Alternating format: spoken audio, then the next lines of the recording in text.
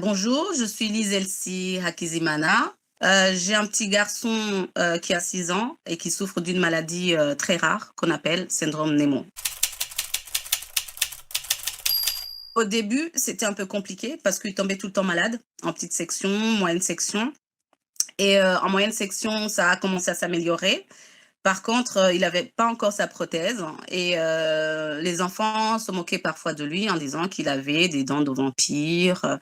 Voilà, c'est le regard de l'autre. Du coup, lui, il a développé une force ou une petite agressivité envers les autres. Donc voilà, on a été obligé quand même de le faire suivre par une psy. Du coup, actuellement, ça se passe bien. Il a sa prothèse, on a rectifié les dents d'en haut. Ça se voit pas, en fait, qu'il est malade finalement. Pour les gens qui ont la dysplasie ectodermique, la plupart n'ont pas de cheveux. Lui, il a la chance quand même d'en avoir. C'est une grande chance pour lui. Et les dents ont été rectifiées. Du coup, quand on le voit aussi dynamique comme il est, on se doute pas qu'il est malade. Ce qu'on lui disait, c'est que c'est pas grave si on se moque de lui, c'est qu'il est différent, qu'il faut pas les écouter, qu'il faut être gentil envers les autres, même si on se moque de lui, c'est pas grave. Mais lui, de son côté, il a développé en fait cette agressivité dont je parlais tout à l'heure. Et on a dit, on tape pas. Si on te dit quelque chose de méchant, tu le dis, tu dénonces l'enfant qui t'a fait mal à la maîtresse et tu ne tapes pas. On a essayé de l'accompagner comme ça dans l'acceptation déjà de sa différence et puis de comprendre en fait que les enfants ne savent pas et que c'est pour ça qu'ils se moquent de lui. Et finalement, là, il le vit bien. Mais je pense que c'est parce qu'il a été pris en charge très tôt et que finalement, on ne voit pas qu'il a des problèmes dedans. Et comme il a des cheveux, du coup, ça devient invisible. Mais je pense s'il avait continué à avoir ses dents pointues et très peu, à chaque fois, les enfants s'arrêtaient. Oh, regarde, il a pas de dents. Oh, regarde, il a des dents pointues. Et lui, il se retournait, il montrait ses dents en disant, je suis un vampire. Du coup, il retourne ça dans le jeu et il devient un peu plus clown. Et voilà, pour se faire accepter ou pour se faire aimer finalement.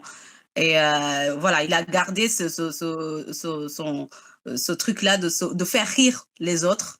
Et je pense que c'est une façon de se protéger pour lui. Comme son corps est en surchauffe en permanence, c'est-à-dire que lui, la chaleur, dès qu'on arrive à 20 degrés, lui, il a très, très, très, très chaud.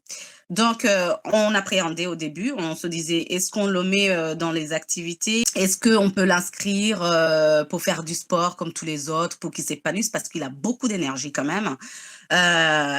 Finalement, on a posé la question au médecin, à son médecin traitant, qui nous a autorisé de le faire. Du coup, il fait du cirque, comme il aime bien tout ce qui est clown, tout ce qui est cirque. Il fait une école de cirque et il fait une école de danse. C'est possible d'avoir une activité sportive, mais il faut faire attention. Il faut qu'il s'hydrate énormément et qu'il garde quand même sa gourde de brumisateur ou voilà, qui s'hydrate assez souvent. Sinon, voilà, il peut arriver à 40 degrés. Voilà, il faut vraiment faire attention. Et quand il rentre en crise comme ça, il peut tomber. Il peut, voilà, il devient mou, bah, il supporte pas la chaleur tout simplement. Il est mal, il est mal. Maintenant, comme il a grandi, il sait exprimer ses problèmes. Du coup, il sait dire, ouais, là, je le sens pas, je vais m'arrêter. Voilà, je vais faire quelque chose comme ça, au moins tout le monde sait et on le signale partout où on l'amène comme ça dès qu'il voit, qu'il a un problème, qu'il se sent pas bien, tout le monde sait qu'il faut l'hydrater et puis voilà.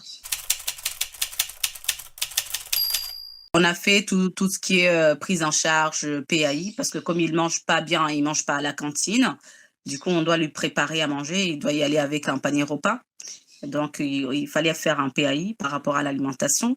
Et puis, on a expliqué toutes ces pathologies-là parce que ça peut aller très vite. Et il ne faut pas qu'on l'amène n'importe où parce que cette maladie, quand même, concerne qu'une vingtaine de cas en France. Donc, c'est pas tout le monde qui la connaît.